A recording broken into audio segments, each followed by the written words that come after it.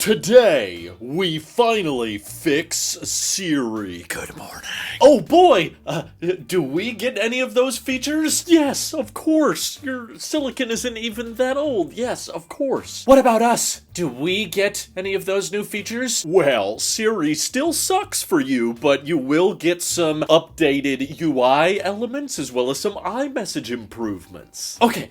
Thanks, Tim. And hey, what about us? Are we still getting all that stuff? Well, you're getting some UI element improvements. All right, boys, let's head out.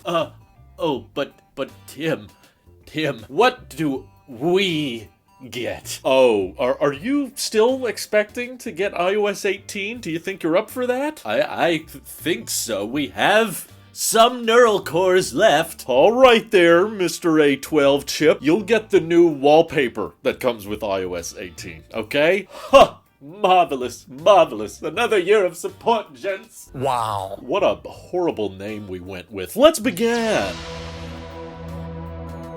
Before we all get too carried away, it's important to keep in mind that software is a very easy thing to keep internal, okay? Because Apple doesn't have to leak anything through supply chains or manufacturers letting things slip through the cracks. Software is pretty much all being tested internally at Apple, so they can keep it pretty quiet, and there's been a lot of inaccurate and last-minute software leaks in the past when it comes to dub. So with that in mind, we shouldn't trust everything we hear. However, that being said, iOS 18 sounds like kind of a pretty exciting year for software support, which is why I'm very excited to be still rocking a fairly recent generation iPhone. Not fairly, it is. It's the most recent iPhone generation. I got the freaking A17 Pro chip, so I should get all the features, right, Apple? You're not gonna restrict things just to the iPhone 16 because the iPhone 16 don't exist yet. But the main one, of course, that we've heard a lot about is Apple diving into more generative AI features. What that actually looks like, who knows? Could be Apple coming up with their own kind of version of ChatGPT and revamping Siri to actually be somewhat functional and useful. Maybe Siri can generate more images so they can feel like they're catching up with Google and Gemini or OpenAI with Sora and DALL-E 2 and all the crazy AI companies out there. Sounds somewhat believable, especially after the recent cancellation of Project Titan with the Apple Car project. The reports from that were saying that a lot of the Project Titan employees were being diverted over to work more on AI features, and many shareholders are pressing Apple to reveal what they have in store for their artificial intelligence development, which they keep kind of winking at through earnings calls and interviews, saying, oh yeah, we don't really feel threatened by what everybody else is coming up with. We've got something special. So I can't wait to find out how special or how fluffy the software announcements really are. And that would be pretty exciting in itself. But aside from all of the AI talk, there's also been a lot of rumors and murmuring about iOS 18 being a fairly large graphical update where Apple could end up changing the way a lot of the UI looks. And I know a lot of people that don't like the theme design changes and a lot of people that do. I think they kind of just come in waves. It's like styles that go in and out. But especially in the tech community, there's a ton of people that are ready for a big UI overhaul just because they're bored. It's not because there's a different UI that would actually be more aesthetically pleasing. It's just they want things to change because they look at the same things all the time. But as we all remember what it was like to bring iOS 7 to the iPhone 4s, yeah, sometimes it comes with a lot of drawbacks because typically if you revamp the UI in a lot of different ways and the processor on board the phone was not really made for that kind of updated graphics or updated look, then it can slow things down and make things a lot more choppy, which should at least be of somewhat concern for Apple considering the next rumor that actually I'm very excited to hear that iOS 18 is rumored to support everything that is supported on iOS 17. So yes, that involves the iPhone XR, the XS, and the XS Max, which came out way back in 2018. Yep, the reports are claiming that iOS 18 is still going to be compatible with those phones, which I wish I could say is surprising, but these days it's kind of expected, especially as more and more Android companies are kind of catching up with the promised software support. Google and Samsung are doubling down on 7 years of not just security patches, but also feature releases. We'll see if they hold up to those claims. But Apple has done 7 years in the past. They never technically promise anything, and they're keeping keynotes, but I think the iPhone XS and XS Max were very expensive phones. In fact, the XS Max was the first iPhone to start at $1,100. It should at least get 7 years of support, right? Even if it's not getting all the newest features and pretty much the only update is the wallpaper. Still, come on, that's an old phone, but it's expensive. It's one of the last iPhones that's still rocking 3D touch. And a lot of people love that XS Max. So please, Apple, come on, bring it home with iOS 18. I'm okay if it dies with iOS 18, but if it keeps getting software support after that, I don't think anyone's gonna complain. But unfortunately, I can't say the same for iPadOS, which, sorry, that's not getting its own separate video because iPadOS is pretty much just iOS with slightly different branding. In the reports for iPadOS 18, which I'm sure are mostly just all of the same features, but now on an iPad, they're saying that they are going to start dropping support for A10 and A10X iPads. And that does involve actually an iPad Pro that is still in this household. My wife is still rocking the 10.5-inch iPad Pro, and they're claiming that tablet will not be getting iPadOS 18, at least according to these reports, which is kind of interesting to me because, you know, A10X is still a pretty capable chip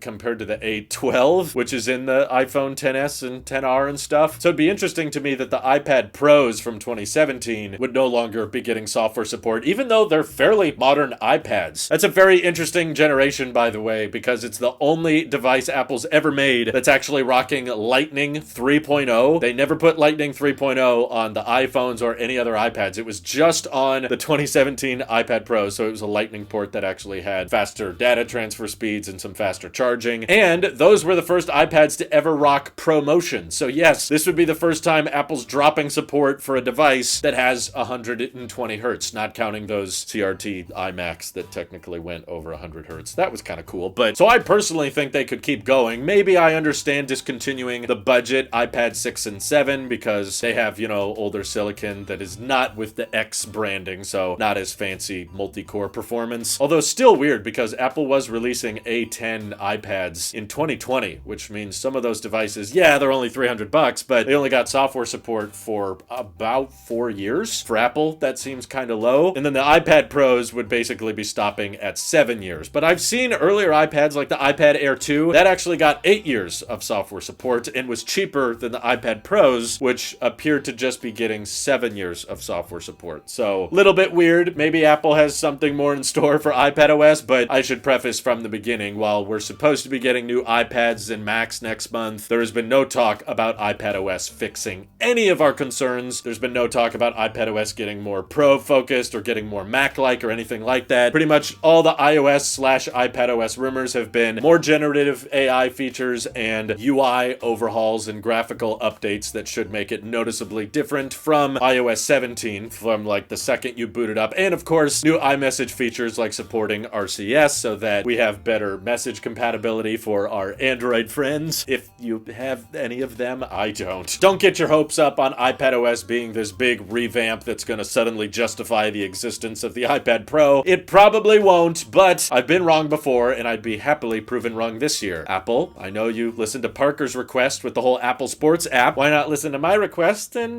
maybe a little bit of macOS on the iPad? Just a little bit, just a dual boot. You can restrict it to the 512 gig options, make it only available on the Pros, but just give us a little bit more functionality. You let dual booting on your Macs in the past and they ran Windows, which you don't even make. What's so crazy about running macOS, which you do make on your iPad, assuming the iPad has a keyboard and mouse attached, has the right amount of storage and RAM and all that? I don't know. I'm just saying. I'm not getting my hopes up. I'm just saying it would be a good idea, Apple. What are you guys most interested in when it comes to iOS 18 or iPadOS 18? What's on the top of your wish list? Comment them down below. And thank you to everybody supporting this channel directly. It seriously helps us out a ton, as does just watching these videos. So thanks again. This is your Apple Sheep here, and I will see you all in the next one.